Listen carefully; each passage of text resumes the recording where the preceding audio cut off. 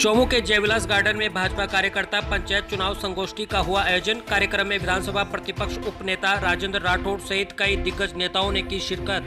चौमू शहर में जयविलास गार्डन में पंचायती राज चुनाव को लेकर भारतीय जनता पार्टी की ओर से संगोष्ठी कार्यक्रम का आयोजन किया गया। संगोष्ठी कार्यक्रम में विधानसभा के प्रतिपक्ष उपनेता राजेंद्र राठौड़, सांसद रामचरण बोहरा, पूर्व विधानसभा उपाध्यक्ष राव राजेंद्र सिंह, भाजपा के प्रदेश मुख्य प्रवक्ता व चौमू विधायक रामलाल शर्मा सहित कई दिग्गज नेताओं ने शिरकत की।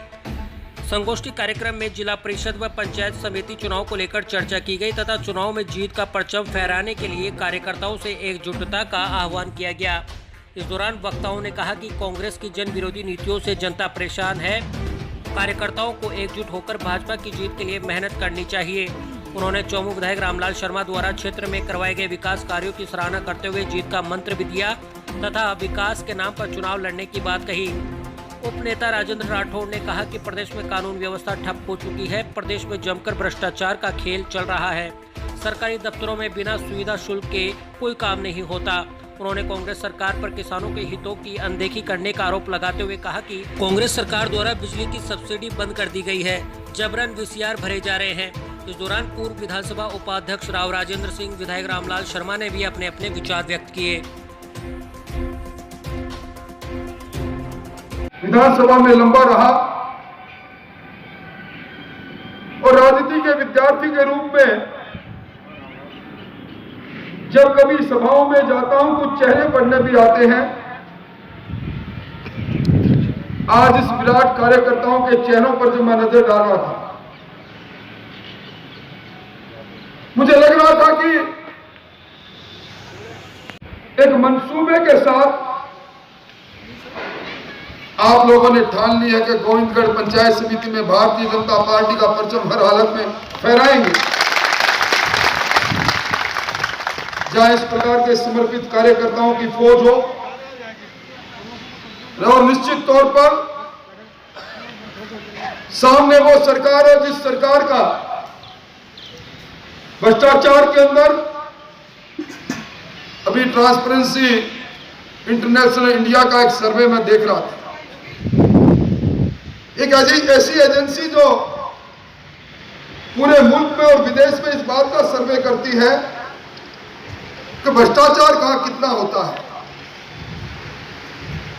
उसके सर्वे में अखबारों में साया हुई वो रिपोर्ट में पढ़ रहा था। उस रिपोर्ट में लिखा था कि इस शासन में, जिस शासन की अगुवाई अशोक गहलोत करते हैं, 100 में से 64 लोगों ने कहा बिना सुविधा शुल्क कोई काम नहीं होता। भ्रष्टाचार का ऐसा तांडव है। आज आपने देखा होगा इस गोविंदगढ़ के इस चौमू में इस सरकारी अधिकारियों के बदलते हुए प्रवेश को देखा होगा, बदलती हुई पदों को देखा होगा, क्योंकि जहां थाना और कचहरी की नीलामी चालू हो जाए, थानेदार वो रहेगा जो महीने में पैसे इकट्ठा करके ऊपर पहुंचाएगा ज्यादा। वहां इसी प्रकार की हालत होती है। ऐसे शासन में वोट की चोट से ग्रामीण जनता निश्चित तौर पर इस कांग्रेस की हुकूमत को सीधा करेगी। ये आपके चेहरों पर टपकते हुए इस गुस्से को देखकर मैं कह सकता हूं। राजस्थान की राजधानी से निकलकर आज जिलों में जा रही है। ये पहला मौका देखा रंगे हाथ भ्रष्टाचार के अंदर भरतपुर के अंदर एक डॉक्टर गिरफ्तार हो और कुछ ही क्षणों के बाद उसको छोड़ने का ऐलान यहाँ के एडिशनल डीजीपी करे। इससे बड़ा दुर्भाग्य कुछ हो नहीं सकता।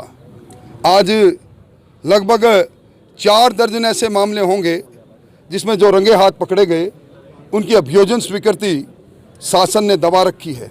भ्रष्टाचार को परिचय देने का काम ये कर रहे हैं। आज कोटा के अंदर जो पहले एसपी के तौर पर भ्रष्टाचार के कारण रंगे हाथ गिरफ्तार किए, वो एसपी सिंह आज उदयपुर संभाग की अगुवाई कर रहे हैं, वहाँ के आईजी बने बैठे हैं। मैं समझता हूँ और इस भ्रष्टाचार के विरुद्ध में राजस्थान का आम जनता मुखर हो रही है। आपने कहा सुविधा शुल्क के बिना कोई काम ही नहीं। निश्चित तौर पर जिस प्रकार की आपाधापी का वातावरण है, बिना सुविधा शुल्क आम आदमी किसी प्रकार की अपने काम को करा नहीं सकता।